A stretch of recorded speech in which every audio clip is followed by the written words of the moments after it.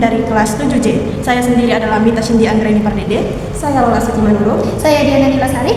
Di sini kami akan mewawancarai narasumber kami yang ada di kantor camat Banten Pasir Menduli untuk memenuhi tugas mata kuliah MSDM Internasional.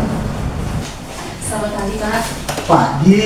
Izin Pak untuk Bapak perkenalkan kami dari mahasiswa Universitas Asahan Program Studi Manajemen FSDM. Perkenalkan nama saya Lola Sutimanuro. Saya Mita Cindy Anggreni Pardede. Saya Diana Nilasari. Kami ingin melakukan wawancara dengan Bapak mengenai ada tugas dari mata kuliah kami Pak. Sebelumnya nama lengkap Bapak siapa ya Pak? Nama saya Surya Kandi, pakai gelar Iya. sarjana Nama hukum. lengkap. Alumni mana Pak? Alumni sama kayak kalian ini, saya alumni Fakultas Hukum UNAN, Senior. senior. Kayak kalian adik ini bagus biar bisa jadi senior. Jabatan Bapak di kantor camat ini sebenarnya Pak? Sampai saat ini alhamdulillah kita dipercaya sebagai kepala seksi pemerintahan ketentraman dan ketertiban umum Kecamatan Banten Pasir Menduli. Sebelumnya menjadi kasih sebagai apa? Sebelum ada jabatan kantor camat, ya awalnya sih staf kantor camat. Jadi bagaimana awal Bapak bekerja di pemerintahan ini? Awal kerja di pemerintahan itu dimulai sejak bulan Oktober 2004. Kebetulan waktu itu saya ditawari sama kepala desa Sekopas untuk bekerja sebagai sekdes di desa Sekopas. Beriring dengan berjalannya waktu, ada permintaan database sekretaris desa yang bakal diangkat menjadi pegawai negeri sipil sesuai dengan amanat PP 72. Jadi masuklah kita database. Pengangkatan PNS-nya terhitung mulai 2010. Setelah kita diangkat PNS, ya pinginlah pangkatnya naik, jenjang karirnya ada. Jadi bertanya-tanya pada senior-senior disarankan kuliah. Dari situ kami ada 5 orang dari Kecamatan Menduli ini yang berstatus sebagai sekdes mengambil kuliah lah di UNA dan semuanya mengambil di jurusan ilmu hukum. Sejak 2010 masuk, kami wisuda di 2014.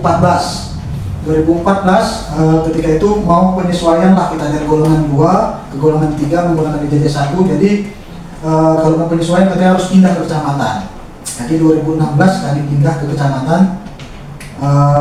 Selanjutnya melakukan penyesuaian ke golongan 3, ya kan? 3 bulan kebetulan saya menjabat staf di kantor camat. Kebetulan kasihnya pensiun, saya dipercaya sebagai PLT Kasipem sampai dengan golongan saya cukup pada 2001 kalau nggak salah, itu dapat golongan 3B, barulah jadi kepala seksi yang definitif. Itu aja kalau untuk cerita cerita karir pemerintahan lah sampai saat ini. Berarti Bapak langsung dari sekdes? Langsung. Nggak jadi kau dulu ya? Enggak, langsung sekdes. Ya entah kenapa ya kan kepala desa percaya untuk sekdes dari masyarakat umum jadi sekdes. Itu saat pengangkatan Bapak langsung sudah PNS, masih di kantor desa, bukannya langsung kantor sana? Waktu pengangkatan PNS kami langsung di kantor desa. Kebetulan di sekdes pada masa itu dia nggak ada CPNS, jadi kami 100% langsung diangkat menjadi PNS. Bekerjanya di kantor desa juga? Di kantor desa. Setelah mau penyesuaian baru di kantor camat ini? Iya, ketika kita mau penyesuaian baru pindah ke kantor camat. Karena di desa itu katanya nggak boleh ada golongan 3, hanya batas golongan 2. Lalu Pak, apa perbedaan di jabatan yang sebelumnya sampai jabatan sekarang? Perbedaannya itu apa aja menurut Bapak yang Bapak rasakan? Ya kalau perbedaan, kalau kita cerita dari sekdes ya, sekdes itu kan pelayanannya itu 24 jam ya, 24 jam, mau jam berapa aja ketika masyarakat membutuhkan pelayanan, termasuk misalkan ada sampai maafnya cekcok rumah tangga di tengah malam, datang ke kita untuk mohon mediasi, terus kita laksanakan. Ketika saat ini yang kita rasakan, kita kan pakai jam kerja ya, di PNS ini jam kerja sampai 4.15 ya selesai. Jadi paling yang sesekali mungkin ada keributan di masyarakat, perkelahian antar remaja mungkin tengah malam, itu sesekali juga ya kita tangani. Kalau dibilang beda ya nggak beda-beda jauh lah sebenarnya. Jadi apa plus minus yang dirasakan Bapak dalam bekerja saat ini? Plus minusnya gimana ya? Tergantung sih, semua tergantung. Kalau cerita plus minus dalam bekerja itu kan tergantung kita menyikapi ya kan. Ya intinya belajar menerima aja lah. Kadang-kadang dalam bekerja di pemerintahan ini ada yang harus kita laksanakan atau kita kerjakan di luar ketentuan yang sudah ada ya kan. Ya kalau bicara plus minus ya begitulah, saya pikir nggak ada yang istimewa ya kan, nggak ada juga yang terlalu menyulitkan. Lalu Pak, bagaimana cara Bapak mengatur bawahan Bapak agar pekerjaan itu dapat diselesaikan secara efektif? Ya kalau saya pribadi sih ya kan, sama kawan-kawan staf di kantor camat khususnya yang di staf pemerintahan ini, kita lebih mengutamakan sebenarnya pendekatan secara kekeluargaan.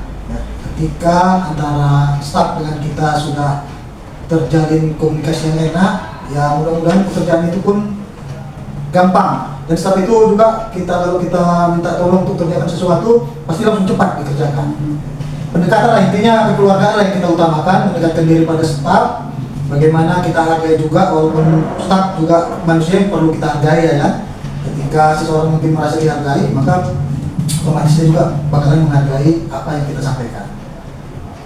Lalu menurut Bapak di pemerintahan sekarang ini apa yang menurut Bapak tantangan terbesar Ya yang Bapak hadapi? kalau tantangan kita memang di pemerintahan ini sifatnya, kalau saya bilang fleksibel ya, karena beriring dengan majunya zaman, berkembangnya teknologi, ya tantangan mungkin bagi kita walaupun nggak begitu sulit ya kan, karena kalau seusia kita mungkin masih bisa teknologi lah.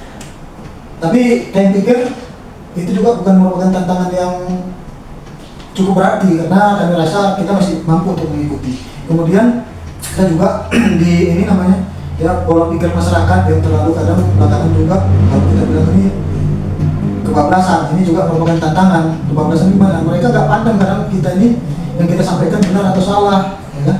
Jadi mereka masyarakat kadang banyak apa namanya mengedepankan egonya, ya, namanya masyarakat banyak ya kan, kena provokasi sedikit aja, udah yang lain-lain pemikirannya. Itulah tantangan-tantangan yang kita hadapi. Bapak kan sekarang udah punya jabatan kan Pak?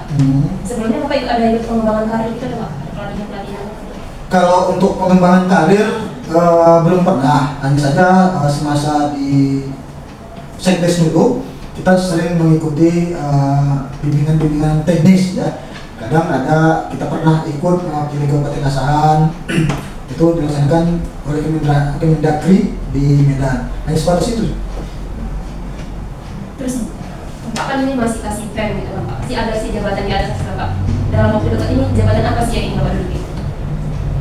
Kalau di pertanyaan agak sulit ya, mencoba atau ya. Kalau di pemerintahan ini kadang jenjang karirnya itu ya saat ini kita menduduki jabatan eselon 4 ya. Eselon 4 itu ada 2, 4A dan 4B ya kan. Kalau 4A itu di 4B itu di Kasubag, 4A itu di kepala seksi. Di atas itu ya ada jabatan eselon 3, eselon 3A dan 3B juga.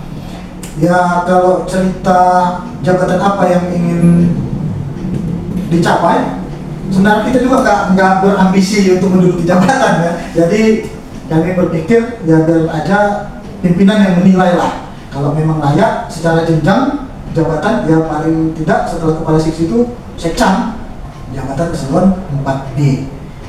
Cuma intinya itu tadi lah, biarlah pimpinan yang menilai. Ketika memang pimpinan menganggap kita mampu menduduki jabatan A, B, ya itu pasti kalau waktunya ada sama kita pasti dapat kita. Cuma nggak perlu dikejar-kejar lah.